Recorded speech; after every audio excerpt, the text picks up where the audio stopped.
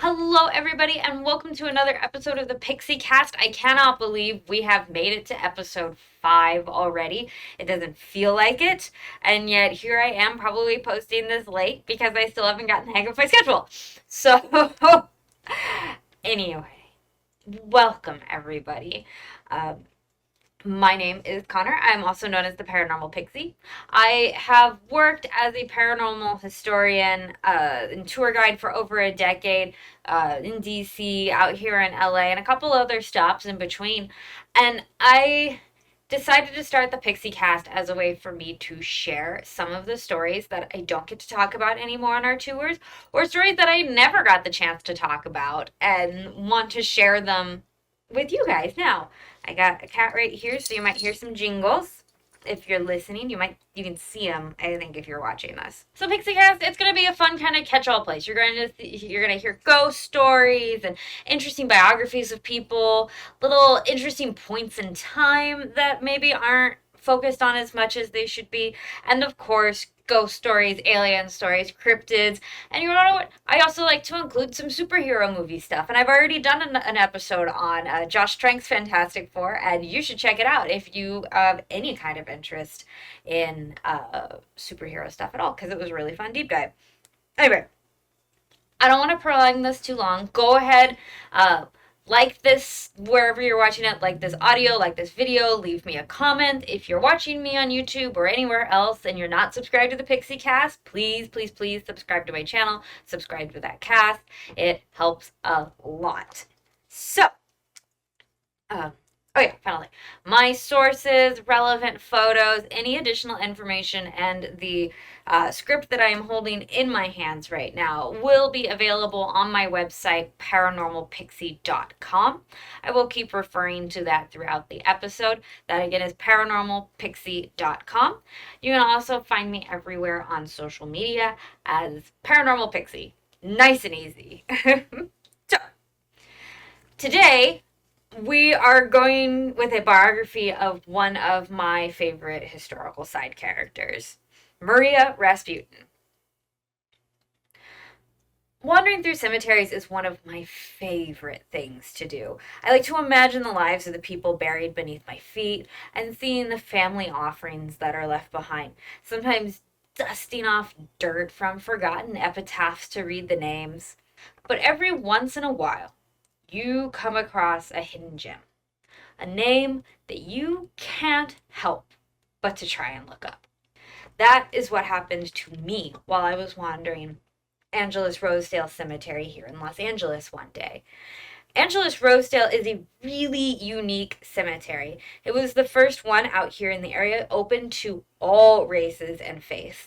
People buried here include LA's founding pioneers, like literally we moved the bodies to Angelus-Rosedale when we were making the freeways out here. But it also has important politicians and actors and jazz musicians, all of these kind of people that didn't fit anywhere else, or at least couldn't be buried anywhere else. Probably the most famous resident of Angelus-Rosedale is Oscar winner Hattie McDaniel. She was the first black woman to win an Oscar for her role in Gone with the Wind. Unfortunately, after she passed, she was not permitted to be buried in any of the cemeteries that she would have chosen, and Angelus-Rosedale Angelus-Rosedale invited her family, Hattie McDaniel's family, to bury her there. It is also the cemetery that they used the most in Buffy the Vampire Slayer, which is really what brought me out there shortly after I moved to LA. I found myself wandering the grounds of Angelus-Rosedale, desperately trying to match up Buffy's screenshots with what I was seeing in real life during broad daylight. That is until I came across a simple gray marker with just a name and a set of dates. Maria Rasputin, 1899 to 1977. Now, me being this giant Don Bluth Anastasia nerd, like it's one of my favorite movies, my mind immediately was like, there is no freaking way. This is it. So I grabbed from my BlackBerry, because again, this entire story is a period piece, and I pulled up good old Find a Grave. and began to read through a quick biography, I immediately knew that I had met one of my favorite historical side characters. So this is the story of how Maria Rasputin, daughter of the Mad Monk of Russia, escaped Russia, joined the circus, and is buried here in Silver Lake, Los Angeles. Okay, but first a little overview. So before we get to Maria's story, we have to talk about her father, Grigori Rasputin, and the political climate that was turn of the century Russia. You know, just a quick explainer, just for people that like didn't go through the Just Dance phase or have a Romanov phase, or maybe some of you just need to know a little bit more. There are thousands of books on this subject that are going to explain this better than me. I use some of them as sources for this research. You can find that over at paranormalpixie.com. But I'm just going to try to set the stage here for Maria's life. Also, as a naming note, to try to make things slightly less confusing, when I use the name Rasputin, I am going to be referring to like Grigori Rasputin, the man. When I'm talking about Maria, her siblings, or her mother, I will use their first names. So Rasputin only means Grigori Rasputin. Everybody else's first names, that is from the same family. It's just for simplicity's sake. Also, the story is mostly set in Russia, and language is not my strong suit to begin with. I do have pronunciation guides over here, but I am also dyslexic, so these might be a little bit messy. So if I keep stumbling on a word after a few takes, I'm just going to leave it in. So please don't be upset with me, and let's all hope that I don't accidentally summon a Russian demon. Woo! In the early 20th century, Russia entered a period of extreme political unrest. The country had been ruled by the Romanov dynasty of czars for over 300 years without a single break in the lineage. However, when Nicholas II ascends to the throne in 1894, it became clear that he was going to be an ineffective and out-of-touch ruler. Nicholas would throw Russia into war with its neighbors and keep sending more and more young men into the fight. Russian life was really hard outside of the tiny elite circles of oligarchs and their hangings-oners. It seemed like Tsar Nicholas II was doing exactly the opposite of whatever one would expect a good advisor to suggest. And rumors started to spread that the Tsar was only listening to this creepy old guru known as the Mad Monk, Grigori Rasputin. Rumors spiraled. Rasputin had the Romanovs hypnotized, that the princesses prayed to Rasputin instead of God, that he had a goofy albino bat, that he had wild sex parties, and that his faith resulted in expelling sin through sinning harder. Most salacious of all of these rumors, though, was the one that Rasputin was sleeping with Empress Alexandra. But that is not Maria's life. To Maria, Rasputin's daughter, he was a good man. He was a faithful Christian. And since I am telling her story, I want to try my best to see him through her eyes. It's probably going to come off as more empathetic, maybe a little bit more rose-tinted than the reality. And maybe it's more of a kind look at Rasputin than he really deserves. But this is Maria's story, and how she views her father is very important to her life. Maria's entire life was spent living in Rasputin's shadow. She is perhaps the person in her family who spends the most time with Rasputin. You're going to see as this story progresses what I mean by that. After his death, Maria really learns to embrace his infamy. So I'd like to tell you, like I said, I want to tell the story through her eyes as much as possible. Maria grew up in the small town of Provotsky, Siberia, thousands of miles from St. Petersburg. It was the same town her mother and her father lived in, and their parents before that, and their parents before that. You get it. In her memoir, she recalls watching her father and mother dance for hours in an annual town festival, and life was simple like that for a while. Like most Siberians, Rasputin's family lived almost entirely off of their land, and they were fortunate enough to have a little left over to employ a few extra hands during major farming seasons. Those extra hands really mattered when Rasputin would randomly take off on these insanely prolonged religious pilgrimage. Holy pilgrims back then were a recognized and respected class in Russia. They were called straniks, and these men and women, they felt so devoted to the Russian Orthodox faith that they would forsake all earthly comforts and just wander the world like Jesus in the desert. These Stridik were reliant on the kindness of others on the road as they traveled. In a 1900 survey, there were about 1 million identified Strinik in Russia. It is a huge portion of their population. And Rasputin was one amongst these masses, wandering from monastery to monastery, seeking wisdom from so-called holy people for years on end. Oh, gee, this is such a weird part in Christian history. It's so bizarre. I wish I had more time to dig in, but I really don't. Rasputin walked on foot this whole time. He never put a dime in his pocket. If money or a ride on a horse was ever offered to him, Rasputin said that he would have declined or immediately given the gift to another person. And one of his biographies I read said that he may have walked as far as Greece on one of these pilgrimages. It's a huge distance from Russia to Greece.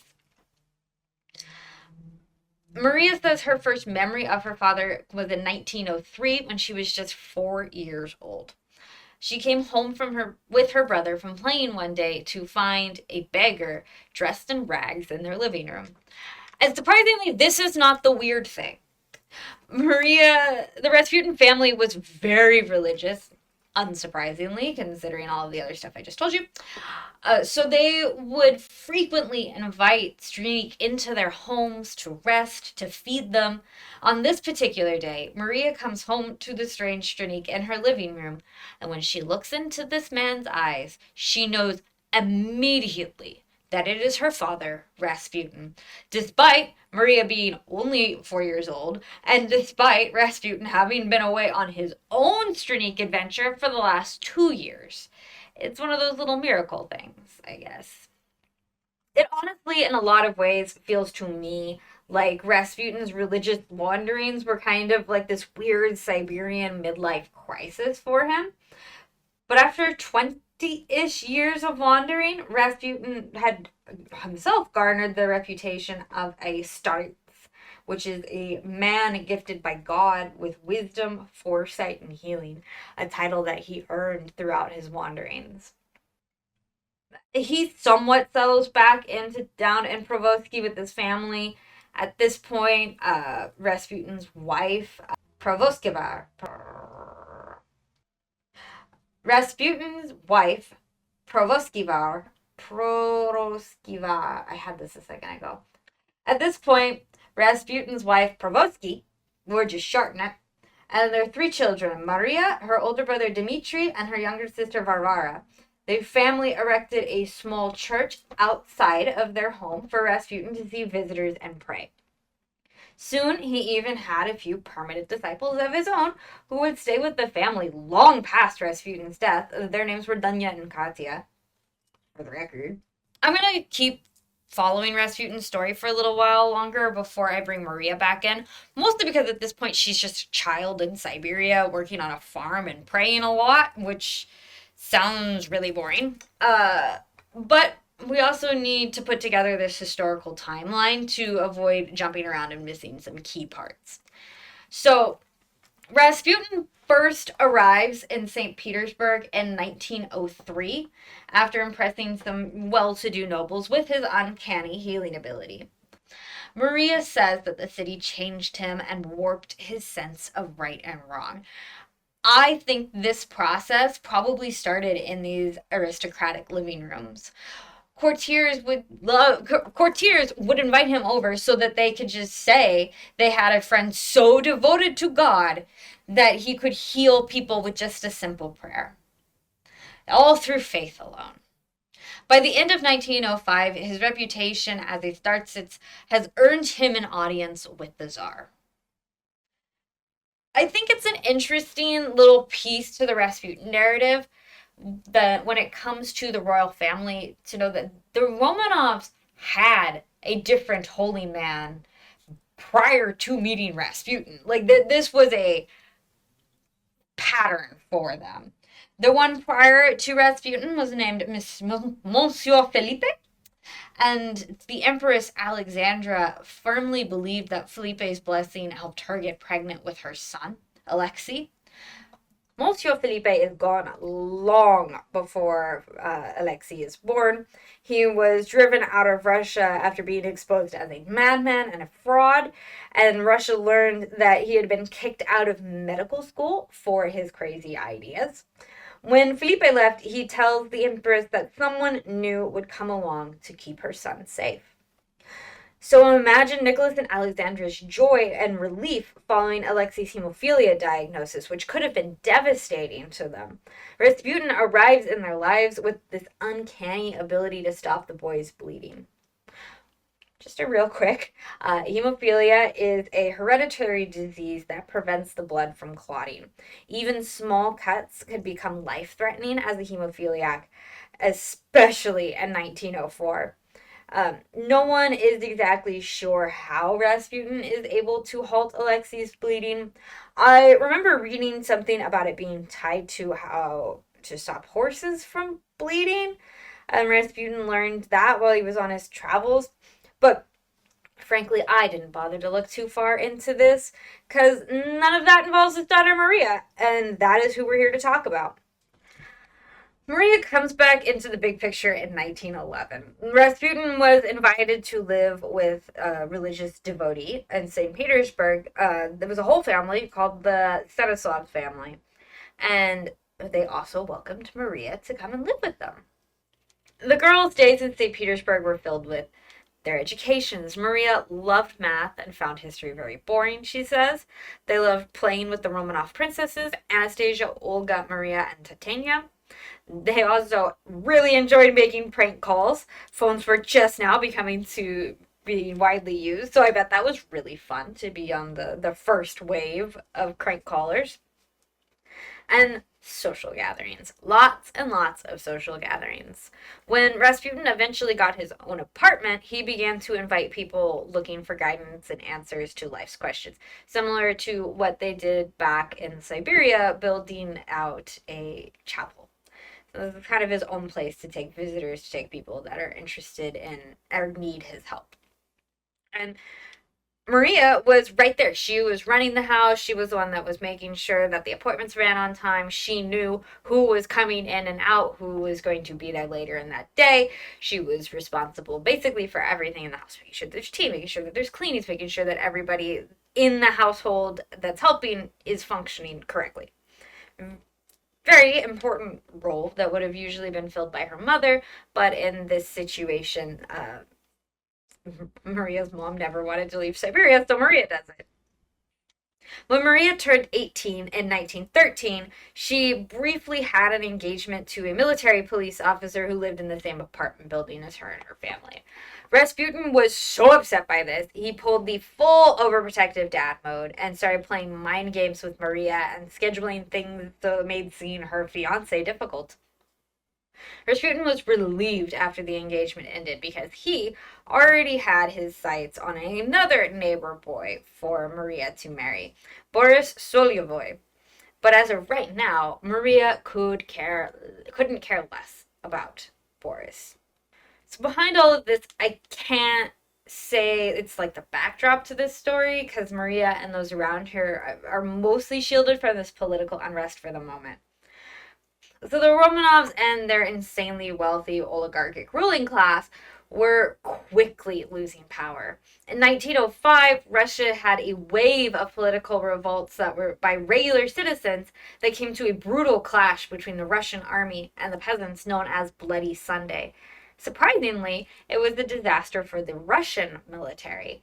Nicholas II was forced to sign the October Manifesto, a Magna Carta-style document guaranteeing some basic human rights to the Russian peasants.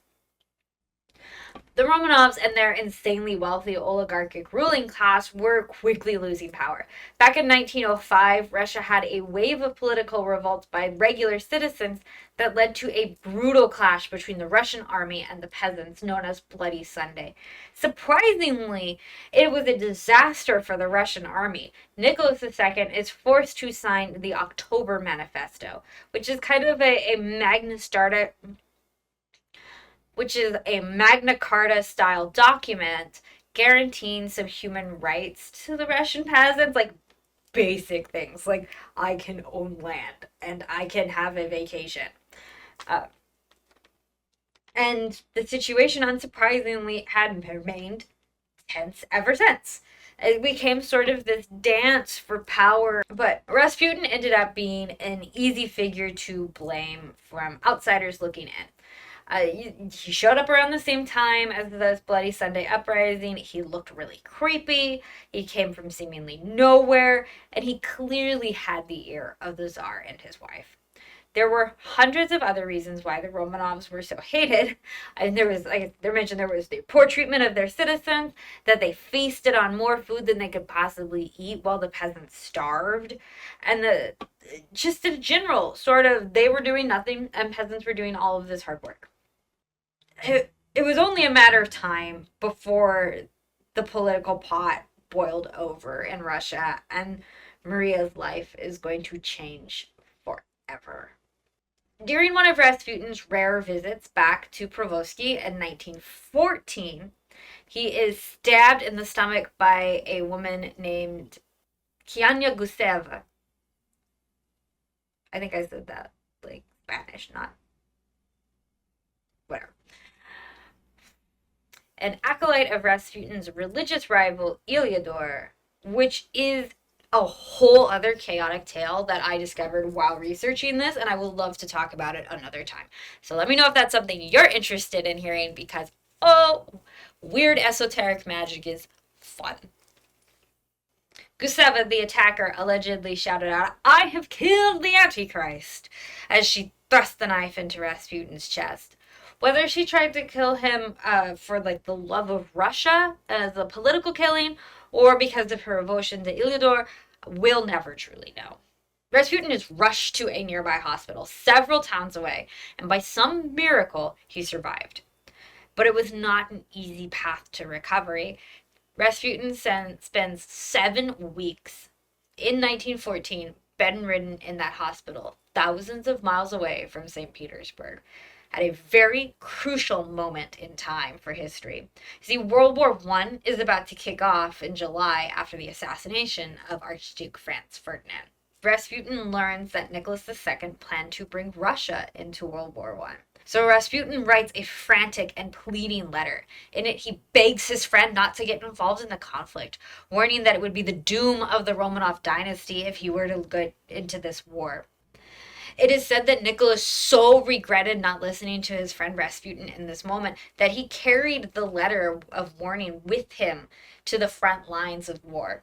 Maria's life didn't change a whole lot. She still saw the Empress and Princess every day, though Tsar Nicholas was away more often, visiting the battles far from the Russian borders. Maria still went about her studies and still played host for her father's guests, although those guests had been growing worried about loved ones in the war. And revolution started brewing outside the Russians' gilded palaces. I wonder if Maria had any idea of the knife's edge her life is balancing on right now. Time for the successful assassination attempt. For those unfamiliar with Rasputin's death, it may surprise you to know that his ultimate killer was not a peasant like the prior attempt. No, it would be at the hands of a Russian aristocrat, Felix Yusupov, who is wealthy beyond measure. He is a playboy. He's married to one of the Tsar's favorite nieces, Irina, and he is going to be the driving force behind the successful assassination plot of Rasputin. He was joined by the Tsar's cousin, Grand Duke Dmitry Pavlovich, and Vladimir Perskevich. I butchered both of those names, but both of them are monarchists. They're ultra right-wing political people. To them, Rasputin was a very liberal influence on the Tsar and the Tsarina. And I say liberal in a very warped sense of the word, because really what it is he believes in helping people and believes that Jewish people are people. And Yusupov originally insisted that his intentions were the same, but in one of his memoirs, Yusupov let slip that in reality he just really didn't like Rasputin. Like on a personal level, he just didn't like him. Motivation isn't really important all these years later, but it is from Prince Yusupov's memoirs that we get the famous account of Rasputin's death. That Felix acquired poison from a doctor friend of his and laced Rasputin's favorite lemon cakes with arsenic. Then, to ensure that the man would die, Yusupov added potassium cyanide to an irresistible mulled wine. They invited Rasputin over for a party at the prince's home and escorted him down to the basement. Rasputin feasted on the cakes and drank deeply from the wine, but he never seemed to get sick or show any signs of being poisoned. In fact, Rasputin just seemed to be getting drunk and eating cakes and asking where the rest of the party was, and seeing if it was upstairs. Yusupov became convinced that he must be in the room with the devil himself. So Yusupov drops the charade and just shoots Rasputin. A brave choice to save the Romanovs from the evil influence over Russia. Rasputin's eyes shone a demonic red before he collapsed. Rasputin's body ends up being found in the frozen St. Petersburg River, and it looked as if his arms were raised to make the sign of the cross. An autopsy supposedly revealed that water was in his lungs, meaning that his true cause of death was drowning in the icy waters. Yusupov's tale, it sure is poetic, and it's told so often enough that it becomes one of those like fun pub facts that your friends know. But the light of day on December 17th, 1916 showed evidence of a very different story. Maria woke up that day with a sense of dread. She says her father had not come home yet after going out last night, and the prior morning they had woken up to a phone call death threat, along with the news that Maria's ex-fiance, the neighbor boy, the forbidden neighbor boy, had intentionally harmed himself, perhaps in being upset over the breakup. It's never clear. And Maria said that her father had not seemed like himself all day after those two incidences, and she really worried when he told her that he was going to be going out to a party that evening, to see people that evening. By early afternoon on December 17th, word had begun to spread that Prince Yusupov and some friends had murdered Rasputin overnight. Then someone noticed a patch of blood near one of the bridges close to Yusupov's house, along with a rubber boot, which led to the discovery of a body. Maria and Varvara were called in, and they were able to identify the boot as belonging to their father. So the police began the process of fishing the body that they found out of the river. Rasputin's body had become stuck to the ice, like the frozen river. He got stuck to it, and so like officers, people had to kind of chip him free from it. It's super gross. I just wanted to include that to make everybody uncomfortable. So his body is chipped away from the ice, and the girls positively identify it as being their father. The coroner who performed Rasputin's autopsy reported the cause of death to be a close-range gunshot, and that there were zero traces of toxin in his body. In this man's professional opinion, Rasputin died of 3 gunshot wounds fired in short order. His best guess is that they happened in this order, but but the autopsy is not 100% clear. First, there was one at close range in the back, followed by a second one in his side from a further distance, and finally a third round fired directly into Rasputin's forehead. Police officers went to investigate Felix Yusupov's palace after all of the rumors of the blood is found and the body is found. And lo and behold, the police discover the trail of blood staining the white snow outside of Yusupov's house. It leads from his back door to just in front of the front gate. And when the blood was tested, they discovered that it was a mix of dog blood and human blood. Though they couldn't tell which layer was first, Yusupov claims that the blood belongs to his dog, whom he was tragically forced to shoot when it attacked somebody. But his dog is a French bulldog, and they're not exactly known for being a super dangerous breed. So it likely means that Yusupov killed his dog as an alibi. Like, that's gross. I'm sorry, I won't finish that. But you get it. You get it. It's messed up. Maria objected to a couple of points in Yusupov's story. Maria believes that Felix lured Rasputin to his home by asking him to pray over Yusupov's wife, Irina, not to party. Maria also once said that Yusupov killed her father because Rasputin rejected one of Yusupov's sexual advances, which there's definitely no proof for, and there were rumors about Yusupov's bisexuality, like that he was bi, and like I don't know for sure. There's no way one way or the other, but like I looked up a couple of pictures of Felix Yusupov for this, and yeah, he gives off the queer energy. He gives it off. So, but I do not think, like, this man is gorgeous. I do not think that he's wanting to, like, sleep with Rasputin. I think that is just a way for Maria to kind of, like, tie herself to those rumors of his sexual depravity at the time, at, like, bisexuality. I also don't think that any of Maria's objections are all that important. Like, in the bigger picture, it doesn't change what happened. It doesn't change Yusupov's motivation or anybody else's motivation.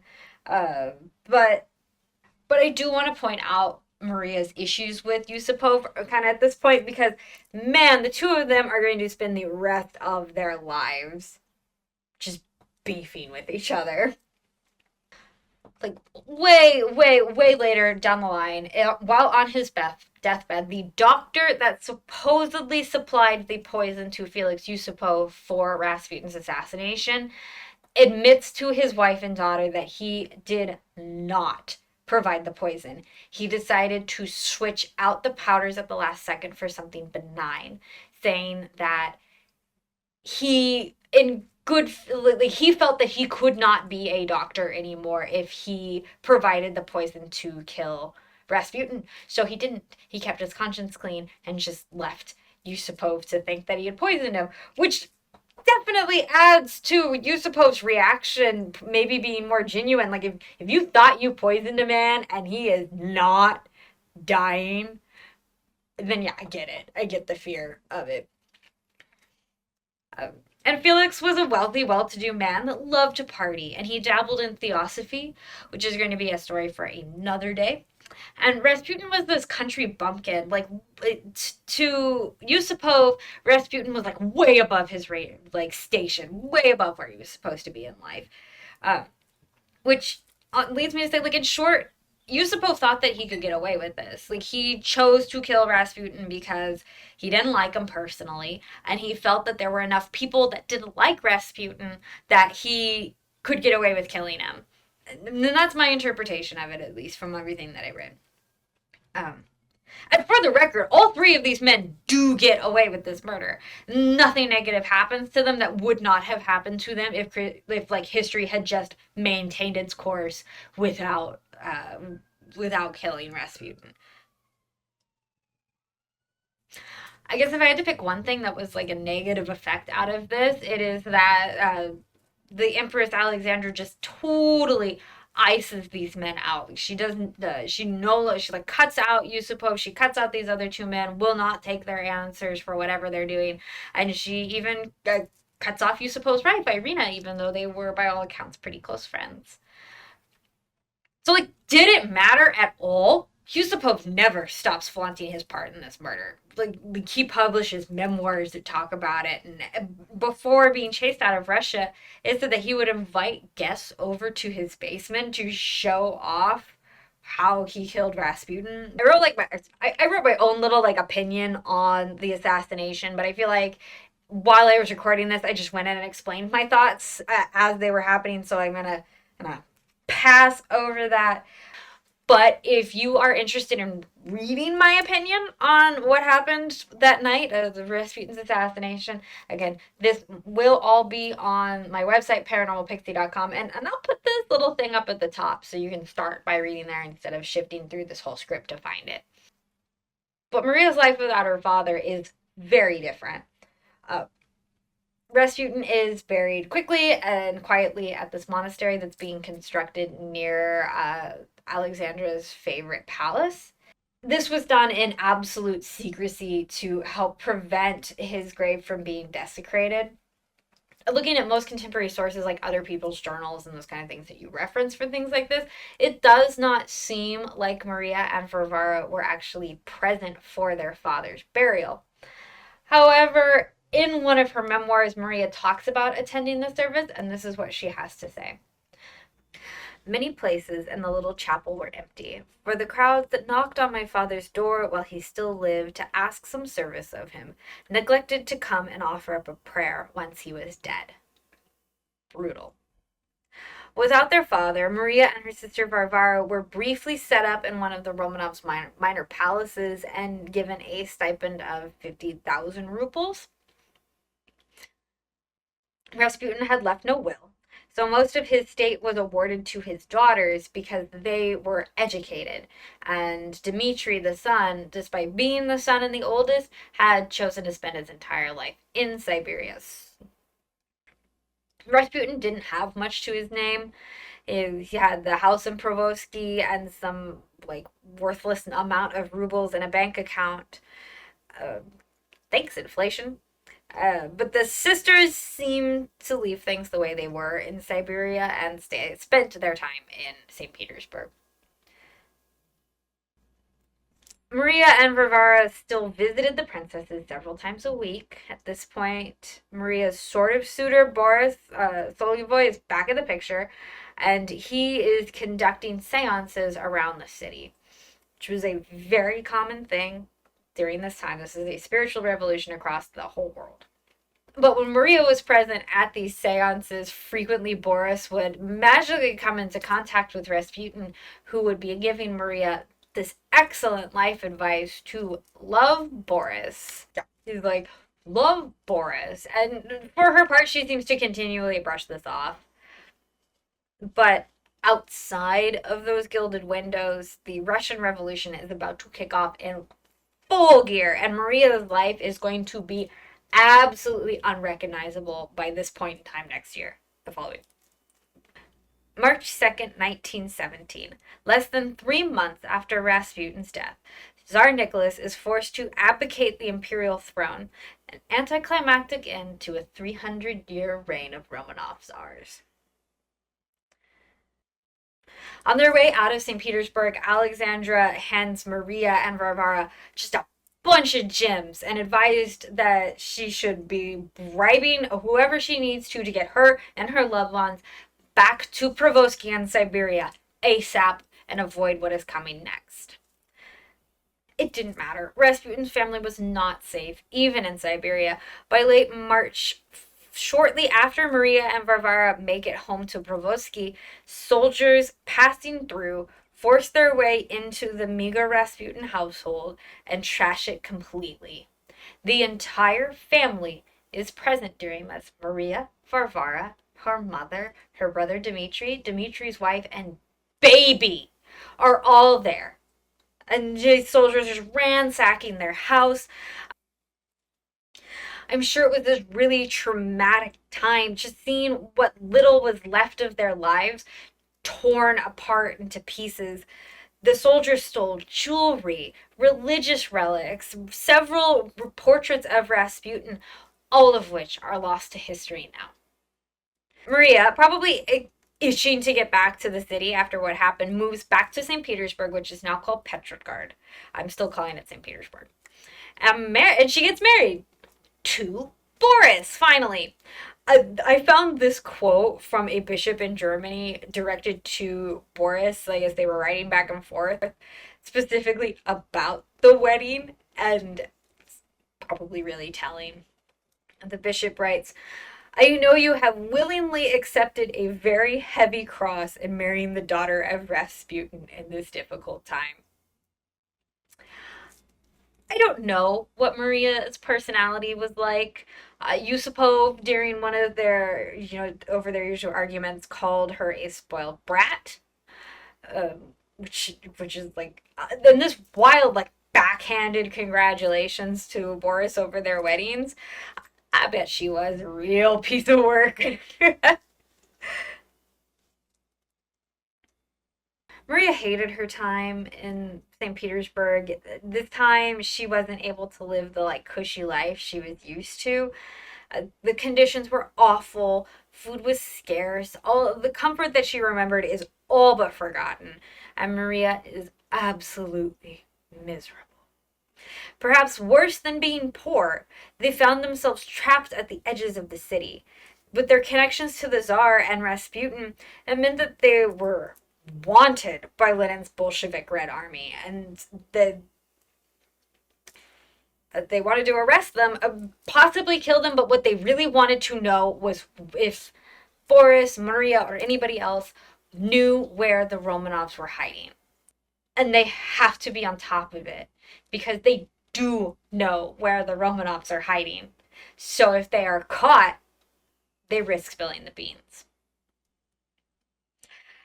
And on top, to add the extra layer to that, Maria is well aware that her husband likes to flirt with women behind her back. He writes in his journals about how ugly he thinks she is, and is constantly telling his friends all these terrible things about her.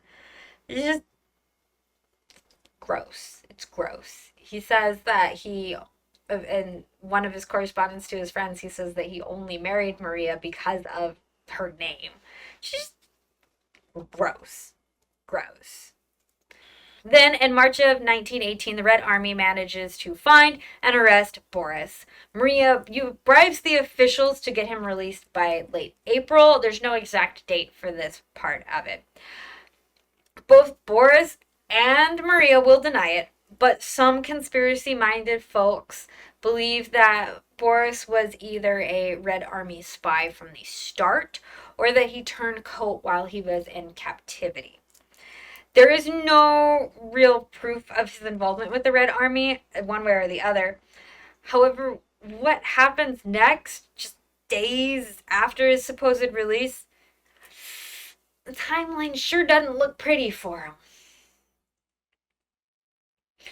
On April 26, 1918, the military finally tracks down the former Tsar and his family. The Romanovs would be split apart and shuffled off to various locations for a few months before being brought back together at the Ipatiev,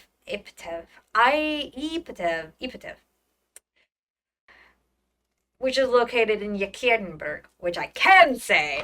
Woo, got one. Watch me have messed that one up too. This is the last place that the Romanovs will ever be, is in this house in Yekaterinburg. Still holding out hope that they would be saved, the Romanov women patiently weaved pounds of precious stones into their dresses with plans to use those stones to barter for their freedom, including some beautiful topaz stones that were given to the princesses by Rasputin himself. And then, on one seemingly random day, July 17th, 1918, without any warning, the Romanovs and their loyal servants were marched unceremoniously down to the basement of the Ipatiev house and quietly and unceremoniously executed by firing squad. The entire former Russian royal family was wiped from this earth in just a few moments. No one remained to try to reinstate on the throne or to rally around. No survivors. In addition to the jewels sewn into the princesses' dresses, which made them harder to kill, it took them a couple tries. All of the children were found to have little saint icons on them, which depicted Rasputin's face and his favorite prayer. The Romanov family's bodies will be dragged out into the middle of nowhere, desecrated beyond all recognition, and buried in multiple locations out in the wilderness. Their bodies were lost for decades, which despite what the Red Army wanted to accomplish, saying that there would be no survivors or no one to rally around, and killing everybody off when hiding their bodies, they made space for all kinds of imposters and people to show up claiming to be a Romanov. If you are watching this, you may have just noticed that I changed a little bit. Like, literally, I put on a sweater and the light might be a little different. That's because I'm finishing recording this the next day. If you're listening audio wise, lucky you. You don't know. Anyway, by the time the Romanovs were dead, Maria had made her way back to Siberia and things were quiet for a bit. There had been rumors that Boris and Dmitri were raising money to sneak a surviving Romanov family member, out of Russia, which was a fairly common con at the time. In December 1919, Boris and Maria are detained while traveling by the newly minted Socialist Army and questioned about the Romanovs' deaths. Did they have any involvement in them? Were they actually smuggling them out? All these different things. They were eventually released when it became clear that no one believed the Romanovs were still alive. Like, that everybody in Maria's family was like, no, our friends died. In Probosky the same year, the Rasputin family learned that their home was being torn down to make way for a hospital. They were forced to move to a new home that is closer to the river that was basically a shack. Like, their first house wasn't great, but their second house is even worse. Maria had just given birth to her first daughter, Tatiana, and she decided she didn't want her kid to grow up in this kind of conditions. So, since World War I was now over, Maria just packed up her baby with some clothes and a few precious heirlooms and headed out to Berlin in 1920. Maria seems to have left without Boris initially. She and Tatiana bounced around from one friend's house to another across Europe, but he will join up with them in a short time by the time they reach Prague.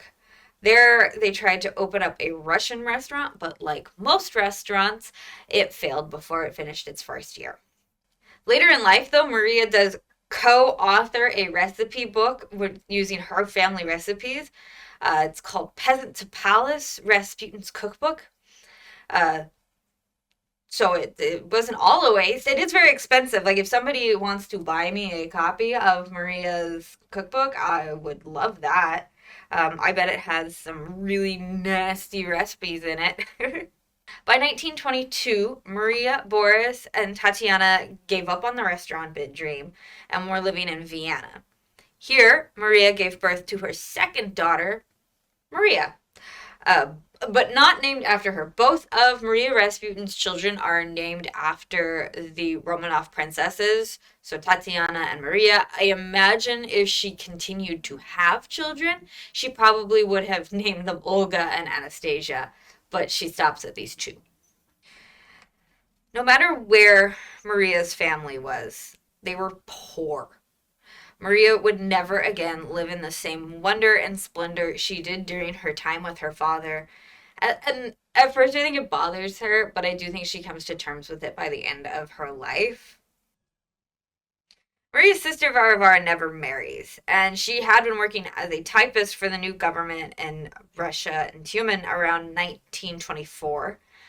She eventually arrives in Moscow in 1924 to try and immigrate out of Russia.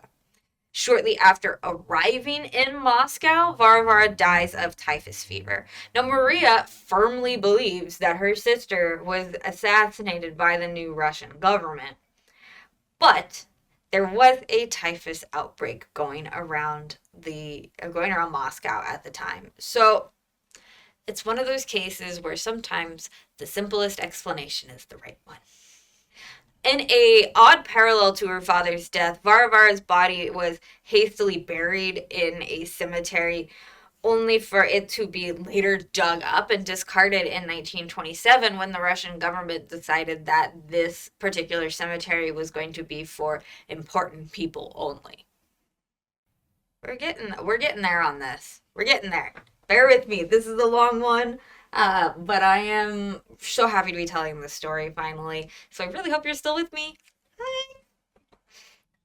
Maria eventually ended up in Paris, and Boris was working every second of every day to try to support his family. It doesn't sound like Maria was doing much other than some occasional work as a Russian tutor.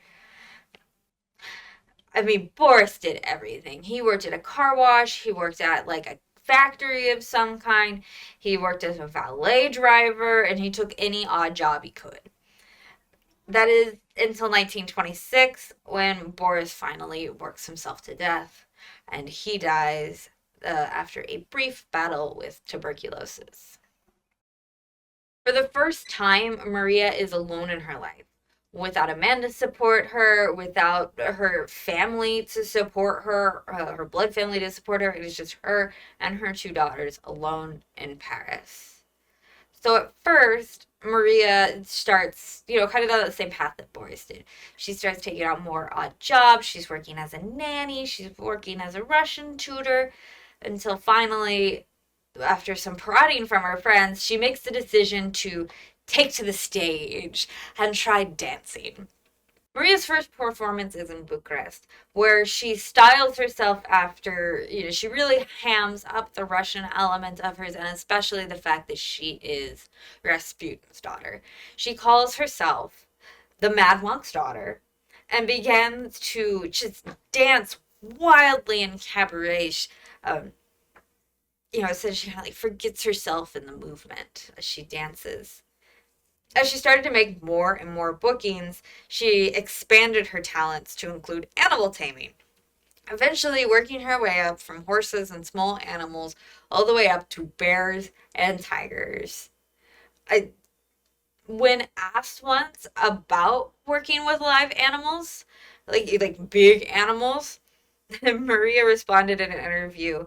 They asked me if I mind to be in a cage with animals, and I answer, why not?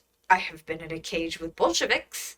Just reviewers of Maria's acts describe her eyes as being the same as her father, the kind of eyes that could stop any living creature dead in its tracks. Could you imagine having Maria as a mom with those eyes? Maria spent a lot of time building her sideshow career. At times, it would seem like she had made her peace with Rasputin's death. And then other times, it was all she could do but think about him. In her memoir, Rasputin Behind the Myth, which was published in 1977, like slightly posthumously, she talks about her stint with Bush's Circus, where she supposedly danced a stylized version of her father's murder, with castmates uh, wearing masks of Yusupov and his comrades. Maria said that she would cry herself to sleep every night after each performance, saying in an interview, every time I have to confront my father on the stage, a pang of poignant memory shoots through my heart, and I could break down and weep. One thing that definitely brought back the trauma of losing her father was the publication of Felix Yusupov's first memoir in 1927. Rasputin, his malignant influence, and his assassination. Heck of a title. It was basically just the account of Rasputin's murder that I read off earlier. The poison, the gun, the frozen river, etc., etc. In the book, Yusupov asks himself if he ever felt guilt for murdering Rasputin. And this is how he answers himself. The thought of Rasputin never troubled my sleep. A line that I am sure made Maria's blood boil.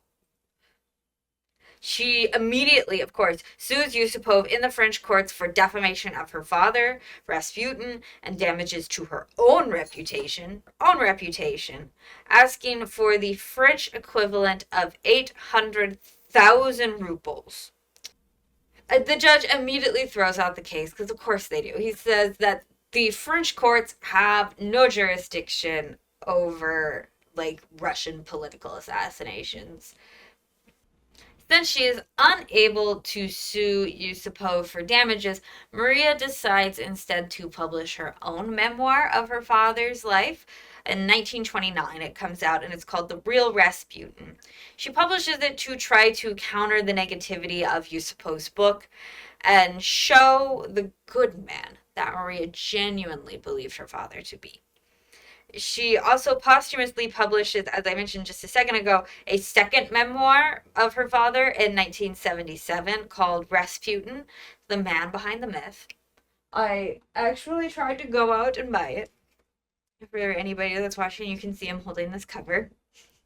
And great, right? The interior cover is actually from a spy novel.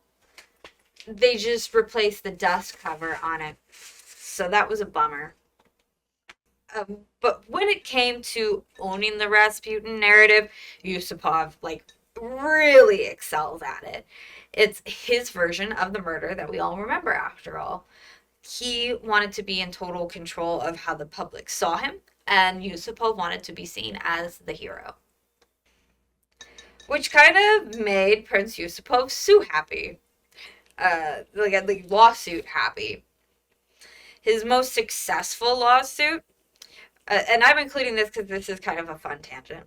Yusupov's most successful lawsuit is when he sued MGM over his and his wife's Irina's portrayal in the 1932 movie Rasputin and the Empress. This MGM lawsuit is the reason why every modern movie has to have the disclaimer, this is a work of fiction, any resemblance to a real person, dead or alive, or other real life. All because Felix Yusupov sued MGM. So at this point, we're kind of at the end of the 1920s, and as the 1930s start to kick off, I'd like to take another look back, one final look back at the Rasputin family members that stayed in Russia. Well, really stayed in Siberia. As I had said earlier, Varavar dies in 1924 in Moscow, and Boris died in 1926 in Paris. It's going to die in a 4-month period. Whoa! Oh, look, another continuity error. But other than her daughters, that still leaves Maria's mother, Maria's brother, and Maria's sister-in-law, and her niece. So they are all still out there in play. They still live in Provoski in that shack of a house they were moved to make way for the hospital. That is until 1930, exactly, when the now Soviet Union government labels the remaining Rasputin family as kolks. So that basically just meant that they had a few extra acres of farm, maybe a couple extra cattle than their neighbors, and that they had a little bit extra left over to be able to hire help when they needed it. But that doesn't matter. That doesn't matter that they were helping because the Soviet government strictly enforced communist ideals. And so their land was seized from them, and the remaining Rasputin family was shipped further into Siberia to work at a fish cannery.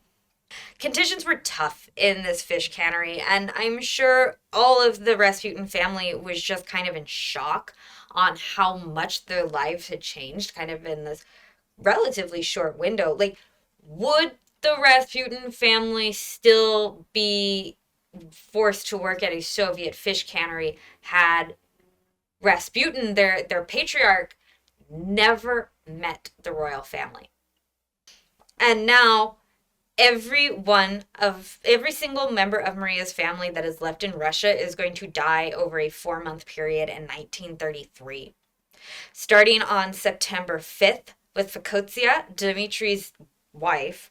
She died from tuberculosis, followed shortly by her daughter, a few days later. On December 16th, Dmitri succumbs to dysentery. Finally, on December 20th, 1933, Maria's mother, her heart finally gives out, leaving Maria Rasputin as the sole surviving immediate family member of Grigori Rasputin. At the same time her family is dying in Russia, Maria is working nonstop at circuses around Europe. She still makes great use of her father's name, the Mad Monk, billing herself often as the Mad Monk's daughter, or depending on where they were at in Europe, she could just be Rasputin's daughter. Especially as she began like doing more wild animal training, the myth of Rasputin's control over the Romanovs just blended perfectly into Maria's talents with beasts. In 1932, she is in France with Cirque de Hervier, working with a trained pony, like a little set of trained ponies doing tricks. The following year, she was doing big cat stunt shows in addition to dancing in Latvia. She was kind of double whammying it in Latvia that year. And by 1934, Maria appears in a circus in Ilsington, England, as a full-blown lion tamer. And this is where her career as a circus performer kind of kicks into high gear. In February 1935, Maria's life enters a totally new phase when she immigrates to Peru, Indiana, here in the United States, to work with the Hagenbeck Wallace Circus. And her life immediately changes again in May of that same year when she is mauled by the very same bear she has been performing with. Yikes! It is a kind of long road to recovery for a bit. She spends 5 weeks in the hospital, and since now her immigration, like she came to America with a job, and this job is gone now, so she has to briefly immigrate back to Europe to kind of get her papers sorted out and see what she's going to do next.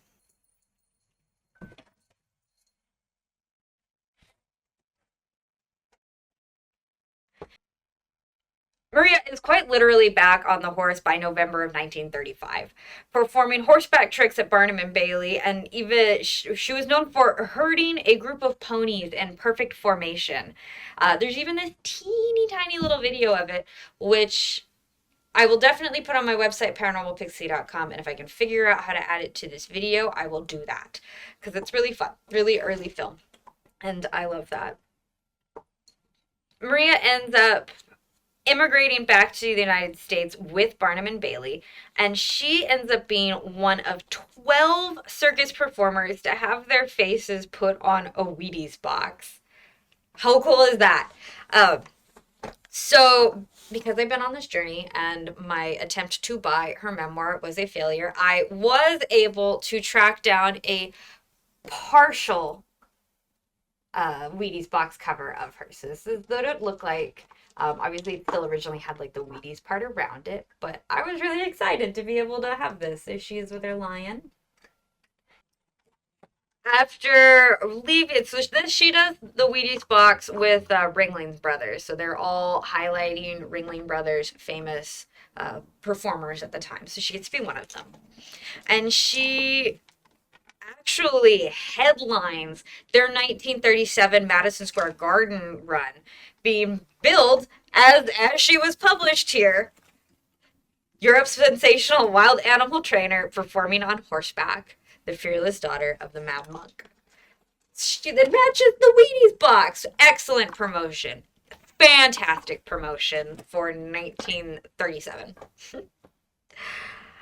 Eventually, she leaves Ringling Brothers, and Maria attempts to settle back down in the United States in 1938 as a more permanent position. And so she also tries to sponsor her daughter's immigration. So she tries to get Tatiana and Maria back into America. Only during the process does she learn that Maria, has her own issues with her papers, and so she has to go back to Europe for a while to get them sorted out.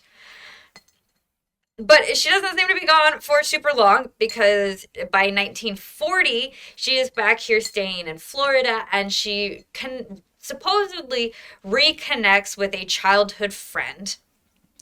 I could find no reference to this childhood friend prior to this exact moment, but that's the story that she goes with, and so we're going to go with it too.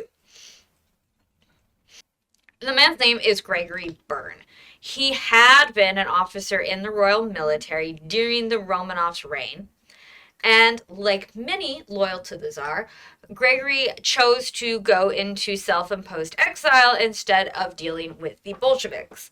Completely understandable. At this point, they're Soviets, so what's the point in returning? The two of them get married in 1940, but by 1946 they were already divorced. Maria cited unspeakable cruelty and abandonment in the separation paperwork. I found some biographers that got the impression that this was, done so that Maria could get her paperwork, and because the divorce kind of lines up with that time period, like that past grace period for green card marriages. But who knows? Honestly, at this point, the opening battles of World War II have already begun. And this time, Maria decides that she wants to take on a more active role in the war effort instead of, sitting behind her windows in Russia, kind of missing what was going on until it was far too late. So Maria gets the job as a riveter in the war effort, like Rosie the Riveter, building ships, or not even ships, probably planes. She worked on planes.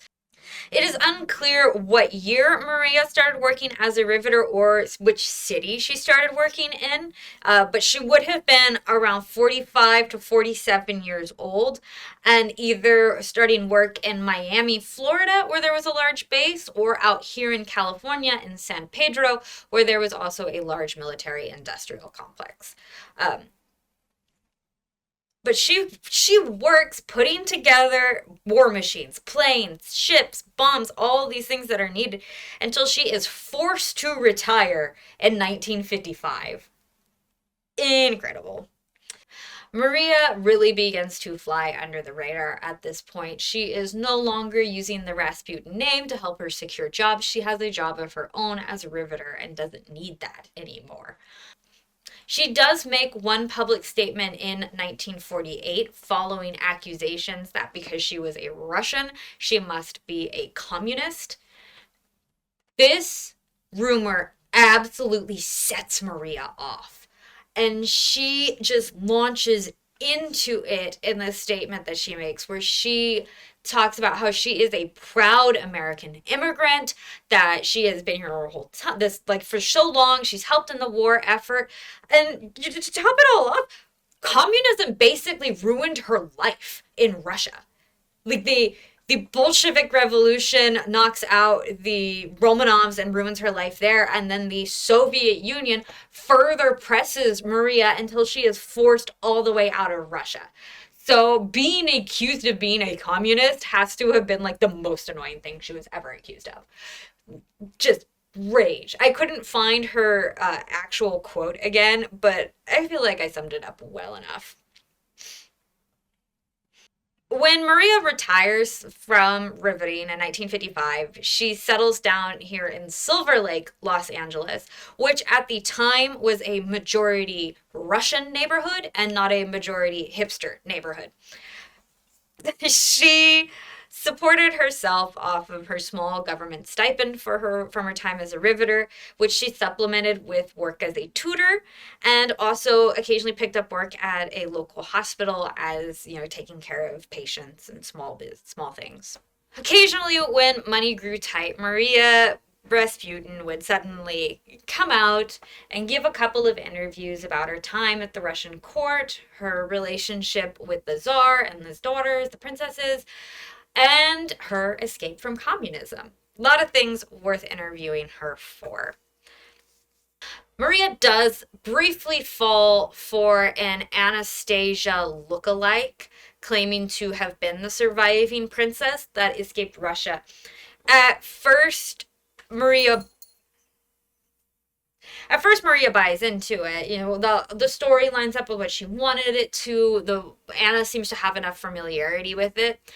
Um, so eventually Anna travels out to Silver Lake to meet Maria, and as soon as Anna Anderson walks into the room, Maria immediately knows that that is not her friend. Anna Anderson is not Anastasia. She is an imposter. I imagine one of the happier days in the adult life of Maria Rasputin would be September 27th, 1967, when Felix Yusupov finally kicked the bucket.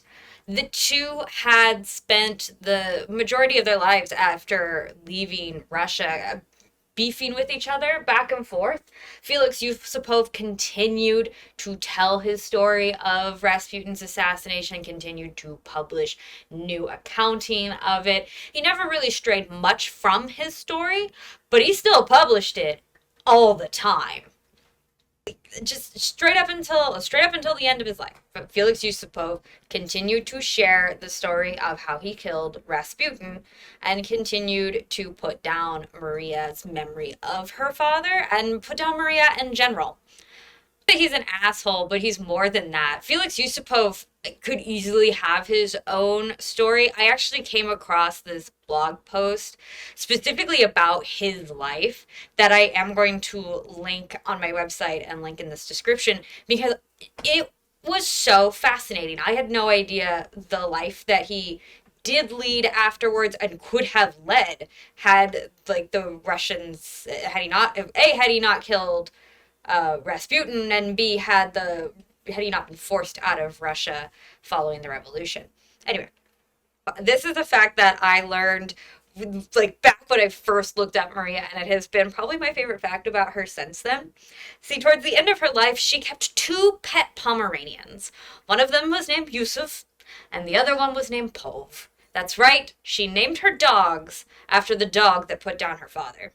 Maria Rasputin finally died in Silver Lake in 1977. She was 79 years old and had truly lived a full life, from her time in the Russian court and her friendship with the princesses, to her escape from Russia, her connection with her father, all of the times that she spent dancing at the circus, nannying, as a riveter, all to end up back here in Los Angeles. What a heck of a life. I am just floored. The people who knew Maria in life recalled her kindness. It said even when things got difficult, Maria always was the first one to help somebody out in need. If you needed $2 and Maria only had $2 in her bank account, those $2 would be yours. She said, she's just that kind. Maria said once that it was something that her father Rasputin had taught her, to always leave home with something in your pocket and to return home with your pockets empty, which I think is a really kind way to live your life. And absolutely in stark contrast with the general narrative of Rasputin being this like sex crazed madman with just these outrageous.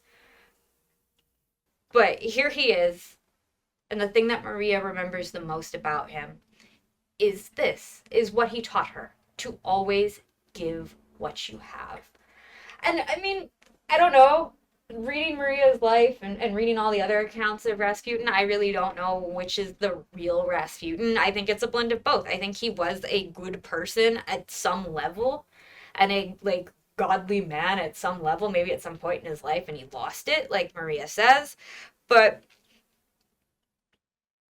this isn't this is still Maria's story. And Maria had this really great life.